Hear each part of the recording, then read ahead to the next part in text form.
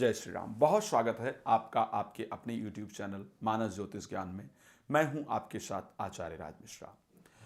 आज की परिस्थिति में उठा करके देखा जाए तो वैवाहिक जीवन को चलाना बड़ा मुश्किल हो गया है, बड़ी दिक्कत हो गई है।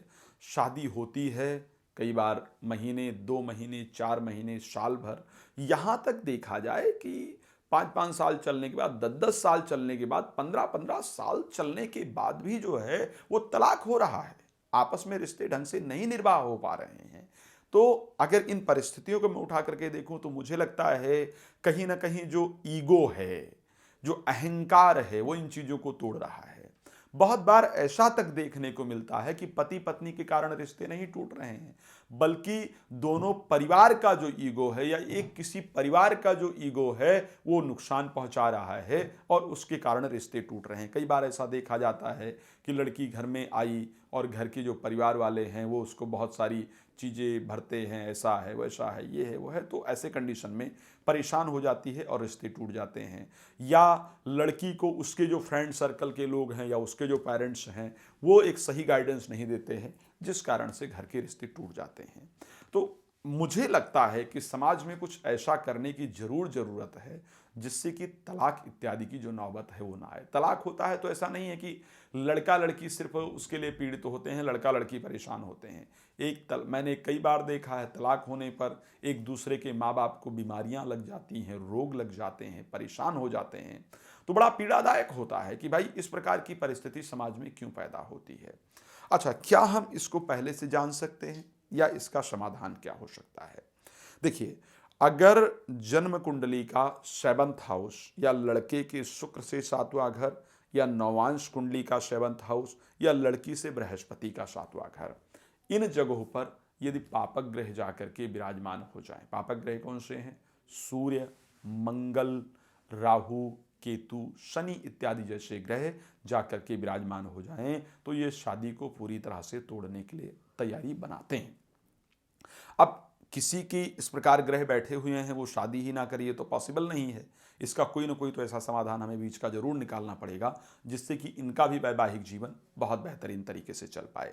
तो इस प्रकार के यदि ग्रह बैठे हो, इनकी दशा अंतर्दशा जब होती है तो तलाक होने की नौबत आती, इस समय पर ध्यान रखना चाहिए। शादी करते वक्त भी ध्यान रखना चाहिए किस ग्रह की दशा में मेरी शादी हुई है। उस ग्रह की शांति बिना कराए मैरिज पर आगे नहीं बढ़ना चाहिए। अगर इस प्रकार के ग्रह बैठे हों तो निश्चित रूप से शादी तोड़ने का काम करते हैं। अब अगर पापक ग्रह 7th हाउस में बैठ गए और वो तलाक कराने को पूरी तरह से तैयार हैं, किसी मुझे मार्गदर्शक ने, किसी ज्योतिषी ने बताया भी कि भैया तलाक का योग है। बहुत सारे लोग क्या करते हैं, बिफोर मैरिज कुंभ विवाह इत्यादि का सहारा ले लेते हैं, लेकिन शादी हो गई तो क्या फिर किया जाए, या शादी के बाद तलाक की नौबत आई तो क्या किया जाए।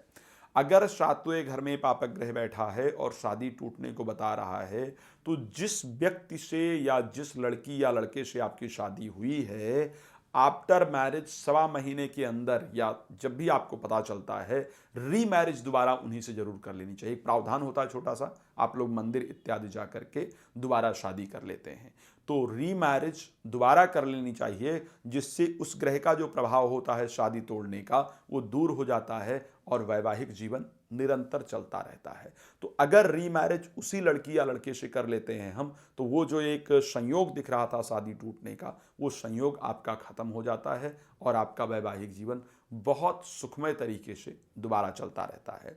लड़की है जिसकी कुंडली में इस प्रकार की परिस्थिति दिख रही है, तो एक मंत्र है, आप सभी लोग बहुत अच्छे से जानते हैं, त्र्यंबकम यजामहे सुगंधिम पतिवेदनम उर्वारुकमिव बंधनान मृत्योर्मुक्षीय मामृतात्। आप लोग जो मृत्युंजय पढ़ते हैं उसमें त्र्यंबकम यजामहे सुगंधिम पुष्टिवर्धनम है। यहाँ पर पुष्टिवर्धनम के शब्द को हटा करके पतिवेदनम सिर्फ लगाना होता है। अगर ये कोई भी लड़की इसको निरंतर 40 दिन तक जप कर लेती है तो ऐसी परिस्थिति में शादी टूटने का संयोग नहीं बनता है, पति और पत्नी के आपसी संबंध बेहतर हो जाते हैं।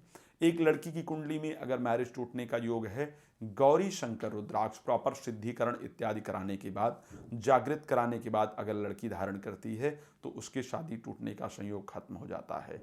लड़के की कुंडली में ऐसा योग है, 13 मुखी रुद्राक्ष धारण करते हैं या 2 मुखी रुद्राक्ष धारण करते हैं तो ऐसे कंडीशन में जो शादी टूटने का संयोग है वो पूरी तरह से खत्म हो जाता है। मैं हमेशा एक चीज़ कहता हूँ कि देखो, मैं यहाँ पर बताकर जा रहा हूँ, हो सकता है आपकी कुंडली की परिस्थिति बिल्कुल अलग है, जो मैंने बताया है उसके विपरीत है आपके कुंडली की परिस्थिति। तो यहाँ पर दर्शकों आपको क्या करना होता है, एक अच्छे मार्गदर्शक से बात करके, जानकारी लेकर के फिर अपने जीवन में आगे बढ़ना होता है। आपको निश्चित रूप से सफलता की प्राप्ति होती है। तो मैं इन्हीं शब्दों के साथ अपनी वाणी को विराम दूंगा। फिर एक नए विषय पर आपके सामने जरूर हाजिर होऊंगा। वीडियो को लाइक करें, कमेंट करें, चैनल को सब्सक्राइब करके रखें और लोगों तक भेजें। अगर और किसी को भी हमारे माध्यम से लाभ हो सकता है तो मुझे प्रसन्नता होगी। जय श्री।